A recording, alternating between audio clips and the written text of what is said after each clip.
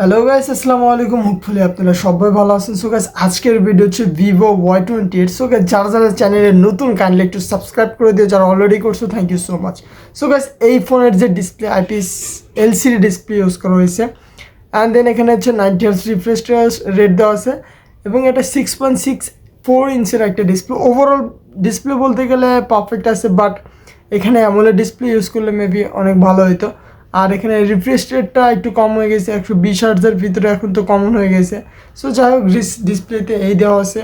আর camera, main camera হচ্ছে 50 megapixel, দেন একটা 2 megapixel, আর selfie camera 8 megapixel. Gas 20,000 টাকা বাজেটের ভিতরে কে বাই 8 মেগাপিক্সেল সেলফি ক্যামেরা দেয় গ্যাস। সো গ্যাস, এখানে 16 মেগাপিক্সেল ক্যামেরা দিলে অলমোস্ট ঠিক ছিল। সো আমার মনে হয় না সামনে সেলফি ক্যামেরা 8 মেগাপিক্সেল দেওয়া ঠিক আছে। এর যে প্রসেসর, এটা হচ্ছে মিডিয়াটেক হিলিও G85 এর একটা প্রসেসর, যেটা একটা 4G প্রসেসর। সো গ্যাস, এই ফোন দিয়ে আপনারা টুকটাক ফ্রি ফায়ারের মতো টুকটাক গেম প্লে করতে পারবেন। ওভারঅল বলতে গেলে যে ব্যাটারি, সেটা একটা অনেক বিরাট হাইপ ক্রিয়েট করছে। 6000 mAh battery. So 6000 mAh battery থাকাতে ওভারঅল একদিন ইজিলি কাভার আপ করবে। সো ব্যাটারি নিয়ে কোনো প্যারা নাই, চিল করো। সো গাইস, চার্জার নিয়ে কোনো ইস্যু হওয়ার কথা নয়, সাইড মাউন্টেড ফিঙ্গারপ্রিন্ট দেওয়া আছে। আর ডিজাইন থেকে বলতে গেলে ডিজাইনটা অ্যাকচুয়ালি গুড গাইস।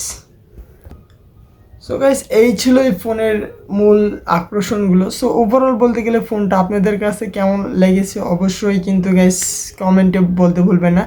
আর আমার ওপিনিয়ন বলতে গেলে এই ফোনটা 20,000 টাকা বাজেটের ভিতরে কেনাটা একদমই ঠিক হবে না, কজ অফ 20,000 টাকা বাজেটে এর থেকেও ভালো ভালো কিছু অফার করতেছে অনেকগুলো কোম্পানি। সো গাইস, আজকের ভিডিও পর্যন্ত, দেখা হবে আবার একটা নতুন ভিডিওতে। ভালো থাকবেন, সুস্থ থাকবেন, আল্লাহ হাফেজ। আর গাইস, ভিডিওতে কোনো প্রকার যদি ভুল হয়ে থাকে আমাকে ক্ষমা দৃষ্টিতে দেখবেন। Thank you so much, love you all.